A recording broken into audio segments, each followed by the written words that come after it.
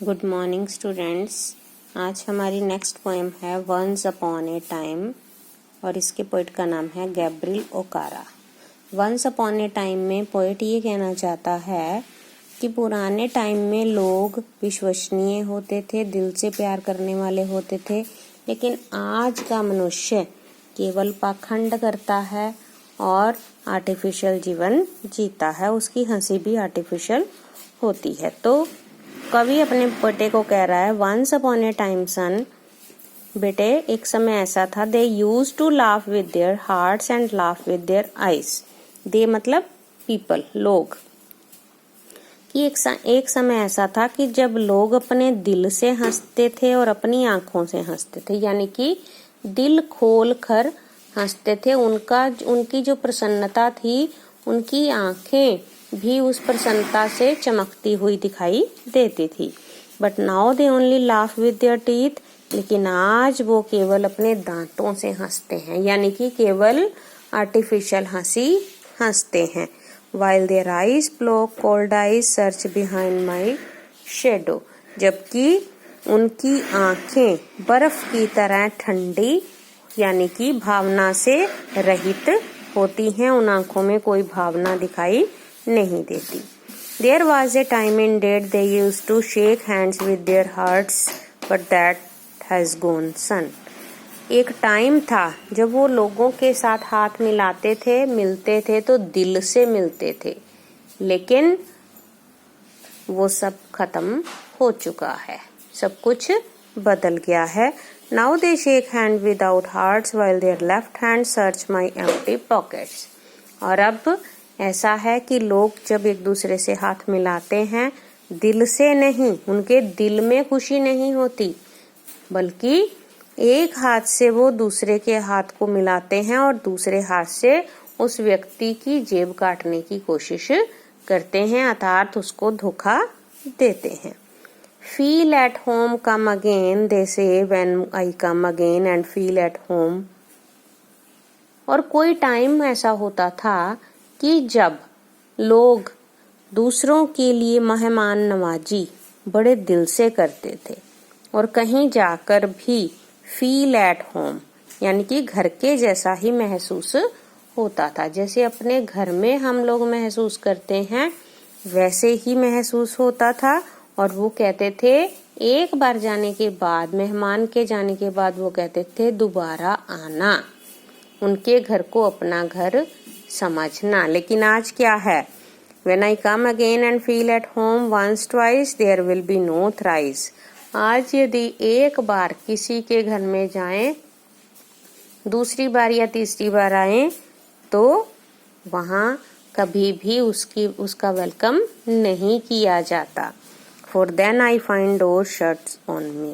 और उस समय ऐसा लगता है कि जैसे उनके घर जाने के लिए हमारे दरवाजे बिल्कुल बंद हो गए हैं।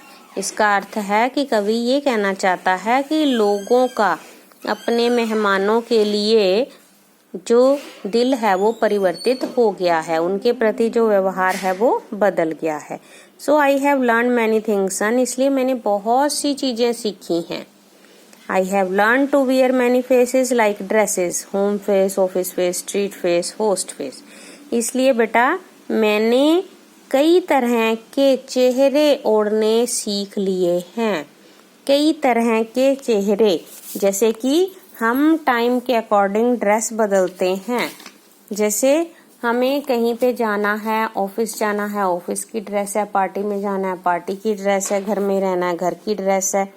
तो इसी तरह से मैंने भी ड्रेस की तरह ही चेहरे ओढ़ने भी सीख लिए हैं कि जैसे घर में रहने वाला चेहरा अलग, ऑफिस वाला अलग, गली वाला अलग, और यदि वो यजमान या अतिथि यानी कि होस्ट बनता है या किसी का मेहमान बनता है तो वो अलग तरह का चेहरा है।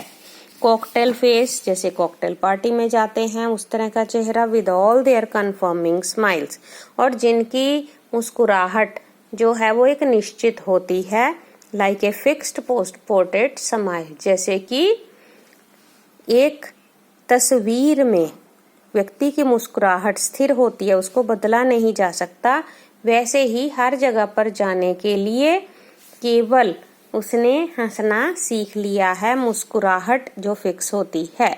And I have learned to laugh with only my teeth and shake hands without my heart.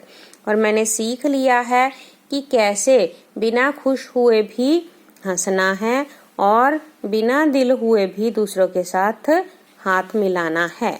I have also learned to say goodbye when I mean good riddance.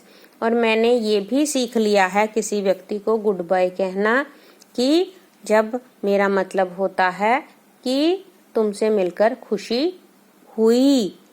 To से glad to meet you without being glad, बिना खुश हुए भी मैं ये कह सकता हूँ कि मुझे तुमसे मिलकर खुशी हुई। एंड टू से it has been nice talking to you after being board, हालांकि मेरे को उसके साथ बात करके मजा नहीं आया, फिर भी मैंने बोलना सीख लिया है कि तुमसे बात करके बहुत अच्छा लगा। But believe me son, I want to be what I used to be when I was like you. लेकिन बेटे मेरा विश्वास करो, मैं वही बनना चाहता हूँ जब मैं वैसा था जब मैं तुम्हारे जितना था। I want to unlearn all these muting things. मैं ये सारी चीजें जो कि म्यूटिंग थिंग्स का मतलब होता है जो कि मनुष्य के व्यवहार में परिवर्तन आया है, जो मनुष्य का नेचर बदल गई है, ये सारी चीजें मैं भूल जाना चाहता हूँ। Most of all I want to relearn how to laugh for my laugh in the mirror. मैं क्या करना चाहता हूँ, दोबारा से सीखना चाहता हूँ कि कैसे हंसा जाता है, दिल से कैसे हंसा जाता है। For my laugh in the mirror shows only my teeth like a snacks bear fangs, क्योंकि जब मैं हंसते हुए शीशे में देखता हूँ तो मुझे अपने दांत ऐसे दिखाई देते हैं जैसे स्नेक्स बेयर फैंग्स, जो एक सांप के दांत, नंगे दांत, जहरीले दांत दिखाई देते हैं, मुझे अपने दांत इसी तरह से दिखाई देते हैं। सो show me sun how to laugh, show me how I used to laugh and smile once upon a time when I was like you. तो कवि अपने बेटे को कह रहा है कि बचपन में जब मैं तुम्हारे जैसा था, मैं जैसा उस समय था, जैसा सादा था, मैं भोला था और जैसी एक नेचुरल स्माइल मेरे मुंह पर आती थी, बेटे मुझे सिखाओ कि फिर से वो किस तरह से हंस सकता हूँ, मैं किस तरह से खुश हो सकता हूँ और किस तरह से मेरी वो मुस्कुराहट जो कि नेचुरल थी जब मैं तुम्हारे जितना था, मैं बिल्कुल वैसा ही दोबारा पाना चाहता हूँ।